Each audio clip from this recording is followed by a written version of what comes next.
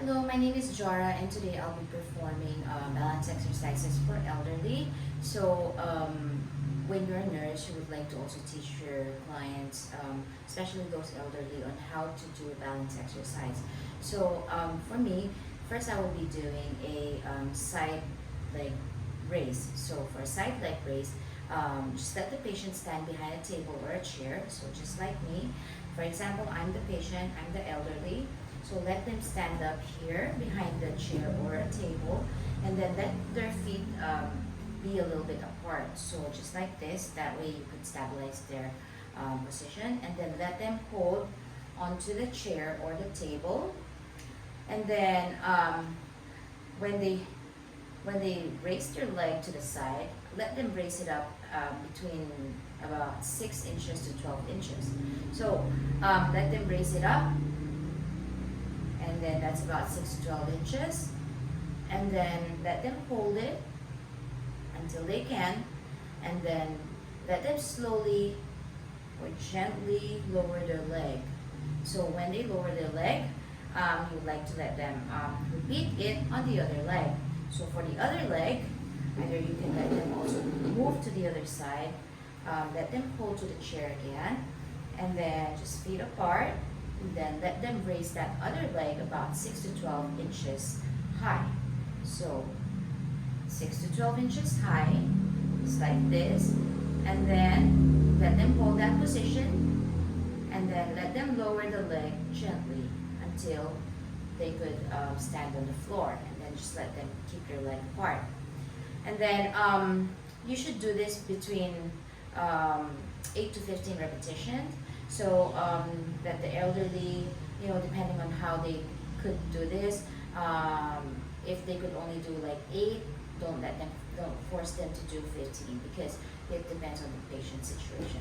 So just make sure when they're doing this exercise, their back leg or their knees are not bent. So you want as straight as possible. So let them do that repeatedly between 8 to 15 times. And then once you've reached that goal between 8 to 15 repetitions per leg, you would like to let them rest.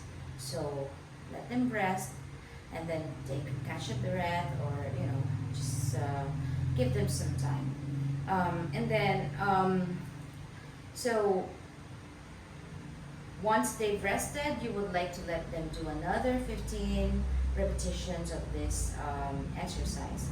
That way, they could strengthen their legs more, or if they couldn't do 15, just gradually increase that repetition. And then after that, if you would like to add some modifications along the way, you could do so. Example, if you want them to touch the tips of their fingers when they're doing this, you could do it like this, and then let them hold, and then gently lower the leg down. And then do that also at the other side if needed. Or if you want, you can let them do that without holding the chair, so without the hands. So let them do between 8 to 15 repetitions, depending on how the endurance of that elderly is or the client is, and then let them raise it up 6 to 12 inches. And then as long as they could hold it and they could stabilize their posture, that's no problem. But usually some older people, their gait is not good. So just have this chair ready just in case they need to hang on to it. And then, or you can also do it with their eyes closed, depending on the patient's situation as well. So those are all other options as well if you would like to do a little bit more modification on that one. So for the second exercise, the balance exercise, you could also teach them hip flexion. This is just in case it's indicated for your patient. So for a hip flexion, you would like to let them stand behind a chair again or a table.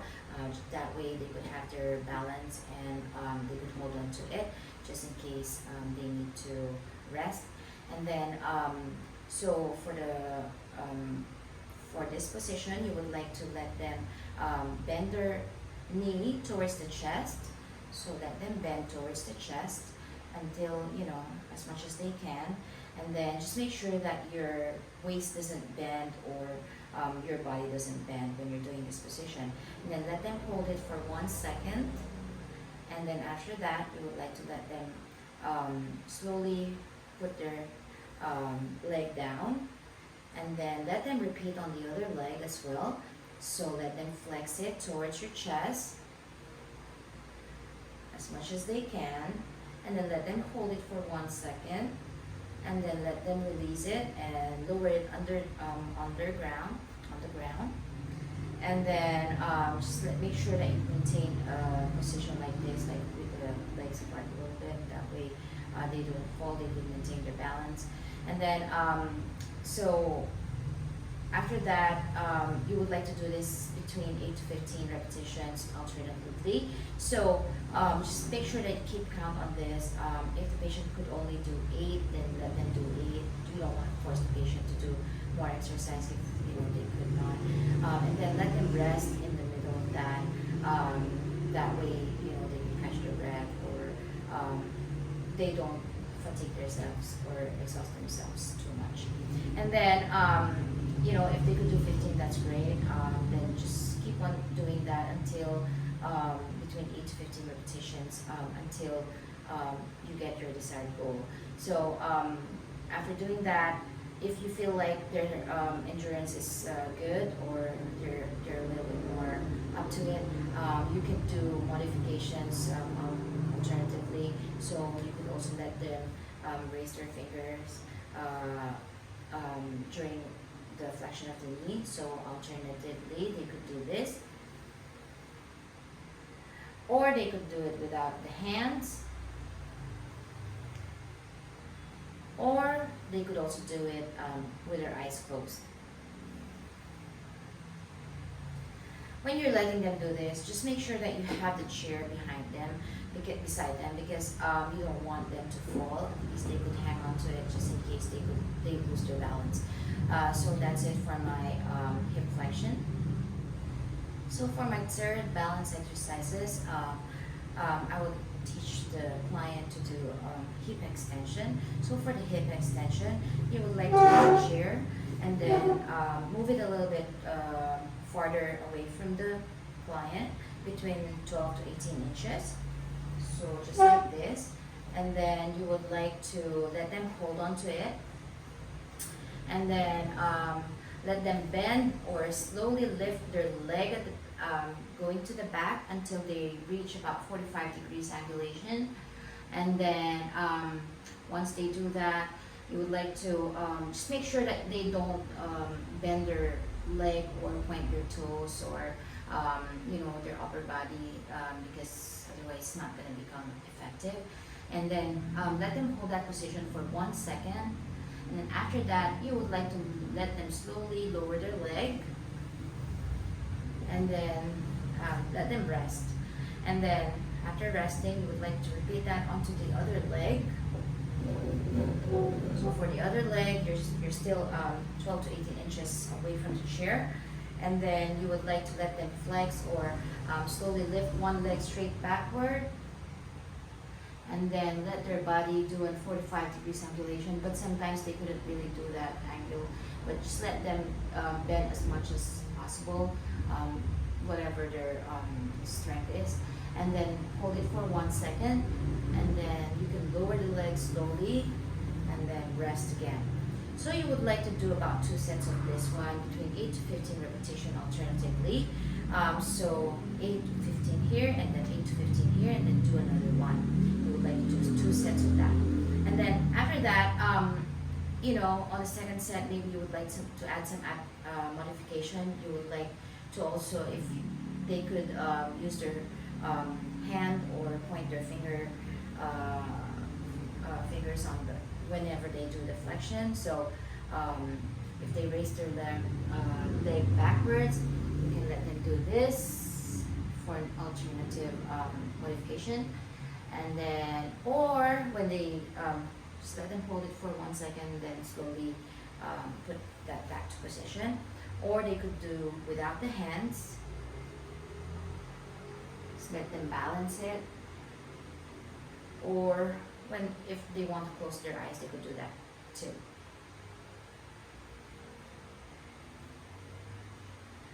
Just make sure that you have this chair in front of them. That way they could hold on to it just in case they may need to, they lose balance or they might fall or something. So that would be for my hip extension. For the next balance exercise, I would perform the knee flexion. So for the knee flexion, we'd like to let the patient stand behind the chair or table, and then just let them grab onto it or hold onto it. That way they could maintain their balance, just in case. And then bend the knee at the back until you raise your lower leg, and then just let them hold it for 1 second, and then let them slowly put it back to the position, and then legs apart. And then do that to the other leg as well. So gently lift your leg back with the knee bent, and then let them hold it for 1 second, and then let them slowly put it back to position to the ground. And then just do this between 8 to 15 times alternatively, and then just do 2 sets if possible, if they could make that work. Then for alternative options, they could also do the fingers. They could flex their hand forward, or just let them hold for 1 second and put it back into position, or let them do without the hands. So let them do this, and then back to position. Or they could also close their eyes when they're doing that, and then back to position. Just let them rest if they need it.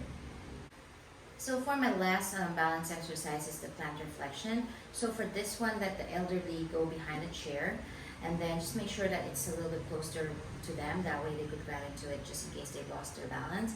And then you would like to let them tippy-toe, let them stand tippy-toes, let them raise it up as much as they can, and then just hold it into the position as much as they can as well. And then if they feel tired, then let them gently lower their back heel to the ground. Just make sure that their feet are wide a little bit apart because they would like to maintain their balance. And then just keep on repeating this between 8 to 15 repetitions.